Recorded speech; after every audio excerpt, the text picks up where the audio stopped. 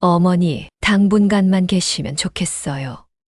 저희도 생활이 빡빡해서요. 사위의 이 한마디가 제 72년 인생에서 가장 뼈아픈 말이었습니다. 평생 초등학교 교사로 아이들을 가르치며 자립하는 사람이 되라고 말해왔던 제가 정작 제 자신은 자식 집을 전전하며 눈치를 보고 있었거든요. 제 이름은 박정희입니다. 72세 퇴직한 초등학교 교사예요. 남편이 세상을 떠난 지 3년. 그때부터 독거노인이 된 거죠. 혼자 살기 무서워서 큰아들 현우와 작은딸 수연이 집을 오가며 지냈어요. 하지만 점점 알게 되더라고요. 내가 짐이 되고 있다는 걸.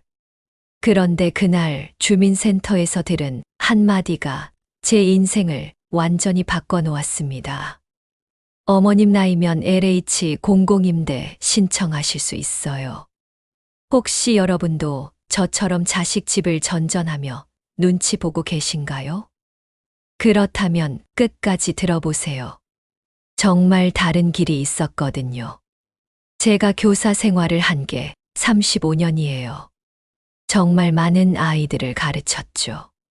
그 아이들한테 항상 강조했던 게 있어요. 스스로 설 수 있는 사람이 되어라.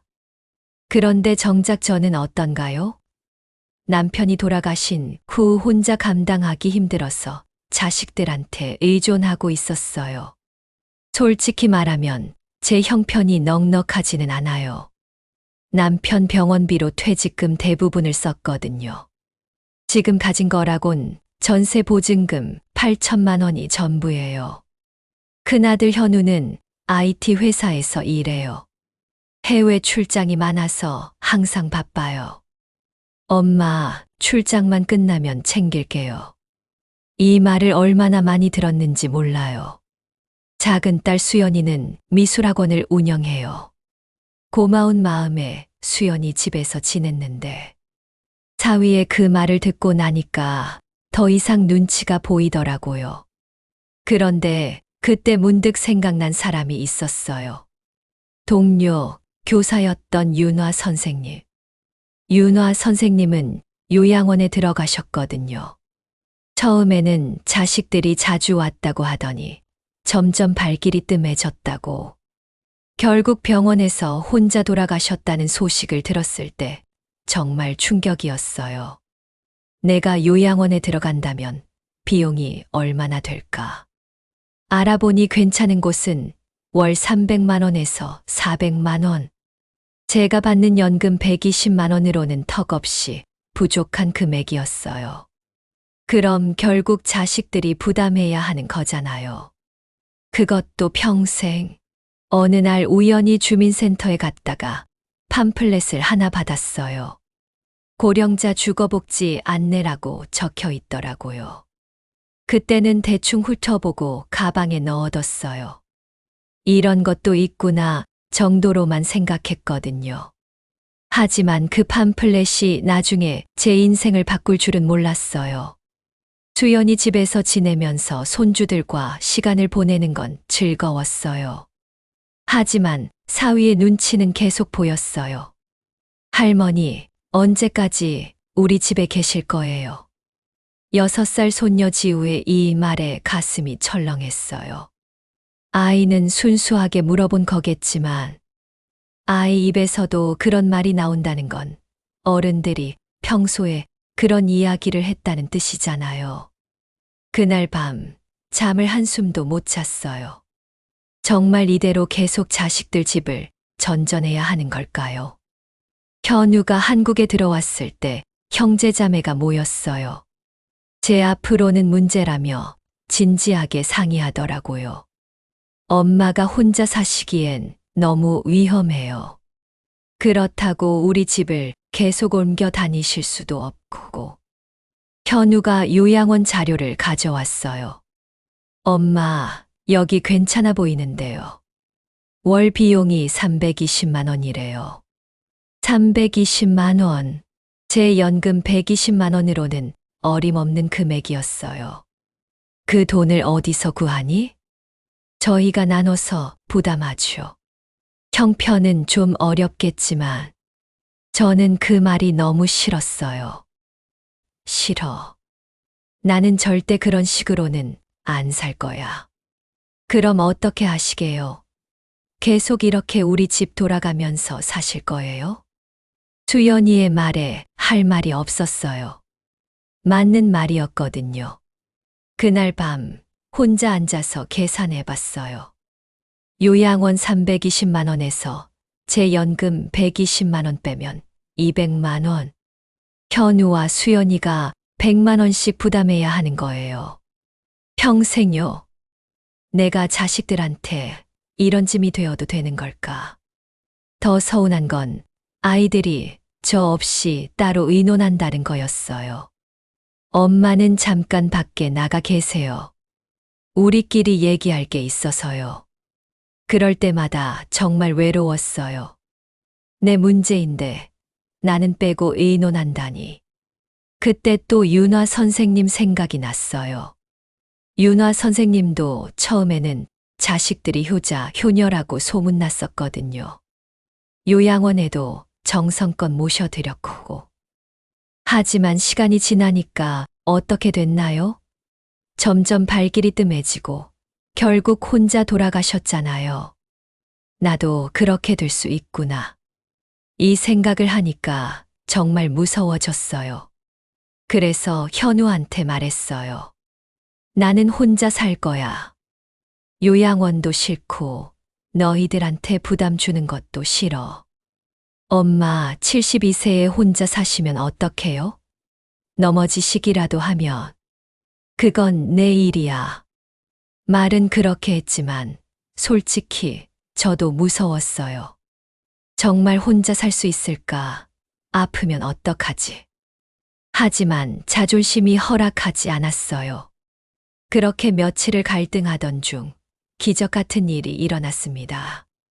답답한 마음에 산책을 나갔다가 주민센터 앞을 지나게 됐어요.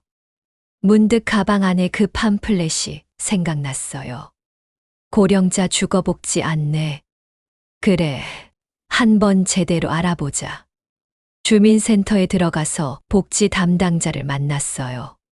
고령자 주거복지 문의드리러 왔는데요. 아, 네. 어떤 부분이 궁금하세요? 독거노인이 혼자 살 수 있는 집을 알아보고 있어요. 어머님 연세가 어떻게 되세요? 72세요. 그럼 LH 공공임대 신청하실 수 있어요. 만 65세 이상 독거노인분들에게 우선순위도 있거든요. 그때 담당자가 자세히 설명해 주시더라고요. 보증금이 얼마나 되나요? 지역마다 다르지만 보통 800만 원에서 1,500만 원 정도예요. 그럼 월 임대료는요? 소득 수준에 따라 다른데 어머님 같은 경우면 월 20만 원에서 30만 원 정도 될 것 같아요. 20만 원에서 30만 원? 요양원 320만 원과 비교하면 정말요? 그렇게 저렴한가요? 네, 공공임대니까요. 대신 시설이 최신은 아니에요. 80년대, 90년대에 지어진 아파트들이 많아서. 괜찮아요. 새 건물일 필요는 없어요. 그리고 대기가 있어요. 보통 6개월에서 1년 정도. 1년을 기다려야 한다. 그동안은 어떻게 하지? 하지만 희망이 생겼어요. 정말로 다른 방법이 있었던 거예요. 신청 절차는 어떻게 되나요? 서류 준비해서 접수하시면 돼요. 소득증명서, 건강진단서, 주민등록등본. 그 순간 윤화 선생님이 생전에 하신 말씀이 떠올랐어요. 정희야, 요양원만이 답이 아니더라. 혼자 살 수 있는 공공 아파트도 있다던데. 그때는 그냥 흘려들었는데 정말 있었던 거였어요. 집에 와서 바로 인터넷으로 더 자세히 알아봤어요. 정말 많은 공공임대 아파트들이 있더라고요. 시설은 좀 오래됐지만 관리사무소도 있고 근처에 복지관도 있고 무엇보다 내 집이라는 게 중요했어요. 하지만 걱정도 됐어요. 아이들이 어떻게 생각할까? 그날 밤 제 인생을 바꿀 결정을 했습니다. 아이들을 불러서 제가 알아본 내용을 설명했어요. 공공임대요. 그게 뭐예요? 현우가 이해해야 하더라고요. LH에서 운영하는 고령자용 아파트야. 월 30만 원 정도면 살 수 있어. 30만 원요. 그게 말이 돼요? 제가 준비한 자료를 보여줬어요. 봐봐. 여기 비용 내역이 다 나와 있어. 보증금 1200만 원, 월 임대료 22만 원. 그럼 엄마 전세금 8천만 원으로는 어떻게 하세요? 전세금 빼고 나머지 돈으로 보증금 내고 남는 돈은 생활비로 쓰면 되지. 수연이가 걱정스러운 표정이더라고요. 엄마, 그럼 정말 혼자 사시는 거예요? 그렇지만 관리사무소에서 안전 확인도 해주고 복지관도 가까이 있어서 프로그램도 참여할 수 있고 대기가 1년이라고 하셨잖아요. 그동안은 어떻게 하세요? 정말 고민이 많았어요. 1년을 어떻게 버티지? 그때 현우가 제안했어요. 그럼 이렇게 해요. 공공임대 신청은 하시되 그동안은 저희가 번갈아 가면서 모시겠어요. 억지로가 아니라 정말 모시는 거예요. 그리고 1년 후에 입주하시면 그때는 정말 엄마 마음대로 사세요. 수연이도 동의했어요. 이번에는 정말 달랐어요. 짐이 아니라 가족이라는 느낌이었어요. 그렇게 해서 바로 다음 주에 LH 공공임대 신청을 했습니다. 신청을 하고 나니까 마음이 정말 편해졌어요. 아이들도 달라졌어요. 이제는 정말로 모시는 마음으로 대해주더라고요. 엄마, 이번 주는 우리 집에서 지내세요. 지우가 할머니랑 요리하고 싶다고 해요. 수연이의 말에서 더 이상 눈치나 부담감이 느껴지지 않았어요. 3개월 후에 연락이 왔어요. 박정희님, 현재 대기번호가 23번이에요. 예상보다 빨리 순서가 올 것 같습니다. 23번. 생각보다 빠를 수도 있겠다는 생각이 들었어요. 그리고 정말로 8개월 만에 연락이 왔어요. 어머님, 입주 가능하다고 연락드렸는데요. 그 전화를 받았을 때의 기분이란 정말 새로운 인생이 시작되는 것 같았어요. 입주하던 날, 현우와 수연이가 함께 와서 도와줬어요. 엄마, 여기 생각보다 괜찮네요. 25평 아파트였는데 혼자 살기에는 충분했어요. 시설이 최신은 아니었지만 깨끗하게 관리되고 있었고 무엇보다 내 집이라는 게 좋았어요. 첫 달 정산을 해보니 정말 신기했어요. 임대료 22만 원, 관리비 8만 원, 전기세 가스비 포함해서 총 35만 원. 제 연금 120만 원에서 35만 원 빼면 85만 원이 남는 거예요. 요양원비 320만 원에 비하면 정말 꿈 같은 일이었어요. 더 좋은 건 비슷한 또래 독거노인분들이 많이 산다는 거였어요. 옆집 김순옥 할머니는 저보다 5살 많으신데 먼저 와서 이것저것 알려주시더라고요. 정희 씨, 여기 복지관에서 노래교실도 하고 요가 수업도 있어요. 독거노인들 위한 프로그램이 정말 많더라고요. 참여해보세요. 복지관 프로그램에 참여하면서 제 인생에 다시 활력이 생겼어요. 노래교실에서는 옛날 가요를 부르며 추억도 나누고 요가 수업에서는 건강도 챙기고 정말 오랜만에 나를 위한 시간을 보내고 있었어요. 6개월 정도 살아보니까 아이들과의 관계도 완전히 달라졌어요. 엄마 표정이 정말 밝아지셨어요. 현우가 주말에 가족들과 함께 놀러 와서 말했어요. 그래? 엄마도 그런 것 같아. 처음에는 걱정했는데 이렇게 당당하게 사시는 모습 보니까 오히려 자랑스러워요. 수연이도 자주 놀러 와요. 하지만 이제는 모셔야 하는 어머니가 아니라 보고 싶은 어머니로 와주는 거예요. 지우도 할머니 집 놀러 오는 걸 좋아해요. 할머니, 여기 정말 좋아요. 할머니만의 집이에요. 6살 손녀의 이 말이 제일 기뻤어요. 가끔 윤화 선생님 생각이 나요. 만약에 윤화 선생님도 이런 정보를 알았다면 어땠을까? 요양원이 아니라 이런 곳에서 자립적으로 살 수 있었을 텐데. 그래서 더욱 제 선택이 잘한 선택이었다고 확신해요. 김순옥 할머니와는 이제 단짝이 됐어요.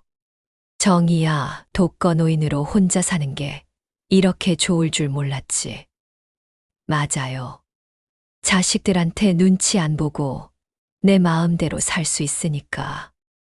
그래도 외롭지 않고 위험하지도 않고 독거노인이라고 해서 꼭 불쌍한 건 아니구나 싶어. 관리사무소에서도 정기적으로 안부를 확인해줘요. 어머님들, 혹시 불편한 거 없으세요? 그리고 응급 상황에 대비한 시스템도 갖춰져 있어서 안심이 돼요. 1년을 살아보니까 정말 확신이 들어요. 독거노인을 위한 선택지가 요양원만이 아니라는 걸. 물론 정말 몸이 아프거나 치매가 있으신 분들은 전문적인 돌봄이 필요하죠. 하지만 저처럼 몸이 어느 정도 건강한 독거노인이라면 공공임대라는 대안이 있다는 거예요. 혹시 저와 같은 고민을 하고 계신 분들이 있다면 가장 먼저 할 일은 주민센터에 가는 거예요. LH 공공임대 신청하고 싶은데요. 이 한마디면 됩니다. 담당자가 자세히 안내해 줄 거예요. 그리고 온라인으로 LH 청약센터를 검색해 보세요. 지역별로 어떤 곳들이 있는지, 조건이 어떻게 되는지 다 나와 있어요. 물론 쉬운 일은 아니에요. 대기도 있고 시설도 최신이 아니고. 하지만 가장 중요한 건 내 자리라는 거예요. 자식들 눈치 보지 않고 내 마음대로 살 수 있는 공간. 포기하지 마세요. 제가 72세에 새로운 선택을 할 수 있었다면 여러분도 할 수 있어요. 요양원만이 답이 아니에요. 자식들한테 부담 주는 것만이 방법이 아니에요. 저는 지금 정말 만족해요. 아침에 일어나면 내가 원하는 시간에 일어나고, 내가 먹고 싶은 걸 해 먹고, 내가 하고 싶은 일을 해요. 그러면서도 외롭지 않고 위험하지도 않아요. 35년간 아이들한테 자립하라고 가르쳤던 제가 이제야 진짜 자립의 의미를 깨달았어요. 자립이란 아무한테도 의존하지 않는 게 아니라 내 선택을 내가 하는 거예요. 지금 제가 사는 아파트 베란다에서 바라보는 저녁 풍경이 정말 평화로워요. 복지관에서 웃으며 집으로 돌아가시는 어르신들, 산책하는 이웃들. 이 모든 게 제가 선택한 삶이에요. 여러분도 이런 평온한 저녁을 맞이하실 수 있기를 진심으로 바라며 오늘 이야기를 마치겠습니다.